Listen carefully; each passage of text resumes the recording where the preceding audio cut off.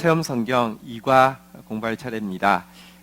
말씀이 이 기간에 진짜 내 것 되어질 수 있도록 기도하면서 나아가면 성령께서 말씀의 눈을 활짝 열어주시고 말씀의 길을 활짝 열어주실 것을 믿습니다.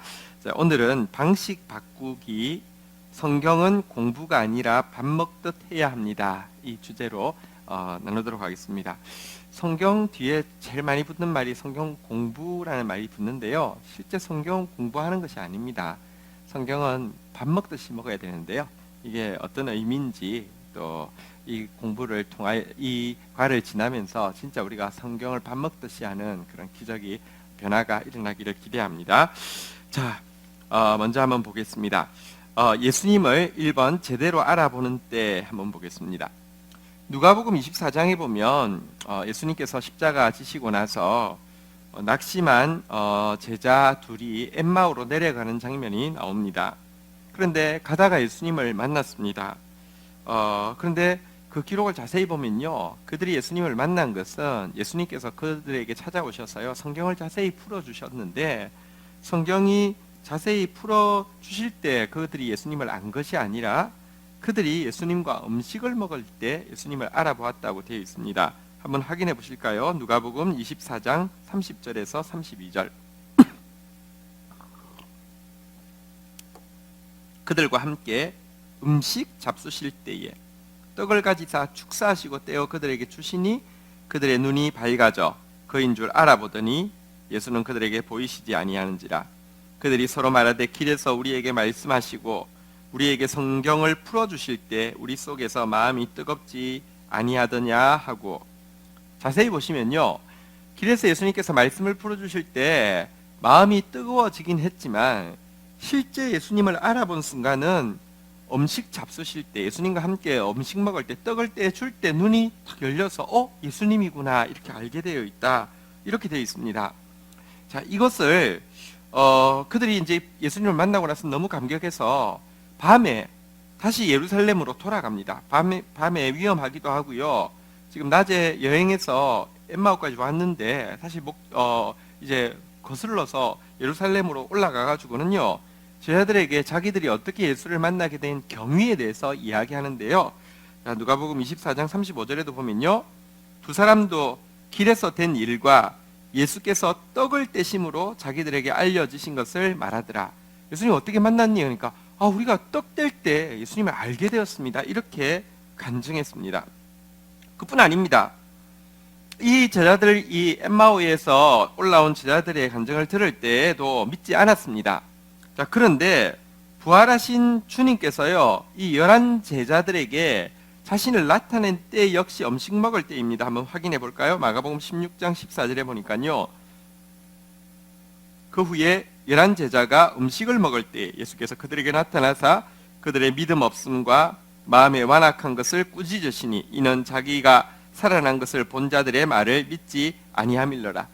아이러니하게도 그들도 두 제자의 말을 듣고도 안 믿었는데 밥 먹고 있는데 주님께서 딱 나타나셔서 당신을 보여주셨다, 이렇게 되어 있습니다.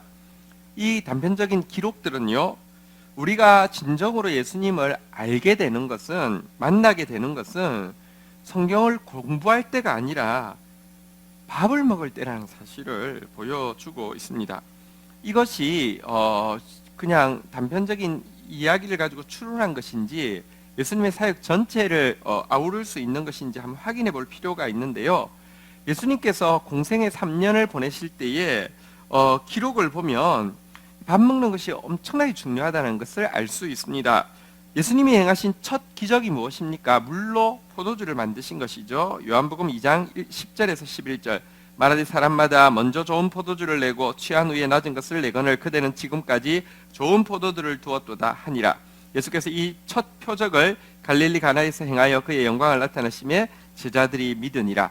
제자들이 예수님을 부르심을 받아서 제자가 되었지만 제자들이 예수님을 구주로 믿게 된 계기는 물로 포도주를 만드셔서 함께 잔치를 베푸신 것이 계기가 되었다, 첫 표적이다, 이렇게 이야기하고요.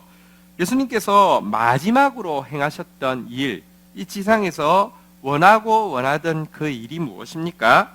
누가복음 22장 15절에 보면 이르시되 내가 고난을 받기 전에 너희와 함께 이 유월절 먹기를 원하였노라. 예수님의 사역의 알파도 혼인잔치의 식사였다고 하면 오메가도 유월절 식사였던 것을 알 수 있습니다. 예수님께서 이처럼 음식 먹는 것에 대해서 너무나 중요하게 여기시니까 바리새인들은 예수님을 먹기를 탐하는 자라고 비방하였고요. 심지어 세례 요한의 제자들도 예수님께 나와서 당신은 언제 제자들을 금식시키냐고, 주로 먹고 마신다고 이렇게 질문하고 있는 장면도 보게 됩니다. 누가복음 7장 34절에 보면 예수님께서 이렇게 말씀하셨죠. 인자는 와서 먹고 마시매 너희 말이 보라, 먹기를 탐하고 포도주를 즐기는 사람이요 세리와 죄인의 친구로다 하니. 마태복음 9장 14절에도 보면요, 예수님 세례 요한의 제자들이요, 그때 요한의 제자들이 예수께 나와 이르되 우리와 바리새인들은 금식하는데 어찌하여 당신의 제자들은 금식하지 아니하나이까, 이렇게 되어 있습니다. 예수님이 제자들과 함께 했던 제자 훈련이란 성경을 펴놓고 하는 조직 신학 교육이 아니라 예수님과 같이 밥 먹는 시간이었습니다. 예수님과 함께 먹고 마시는 것이 제자 훈련이었습니다. 성경은요, 심지어 구원이 무엇이냐에 대해서, 천국이 어떤 곳이냐에 대해서 이렇게까지 쓰고 있습니다. 요한계시록 3장 20절에 보면요, 볼지어다 내가 문 밖에 서서 두드리노니 누구든지 내 음성을 듣고 문을 열면 내가 그에게로 들어가 그와 더불어 먹고 그는 나와 더불어 먹으리라 라고 되어 있습니다. 주님과 함께 먹는 것, 그것이 바로 이 구원이다라고 이야기하는 정도로 성경 전체에서는 예수님과 밥 먹는 것에 대해서 너무 중요하게 이야기하고 있습니다.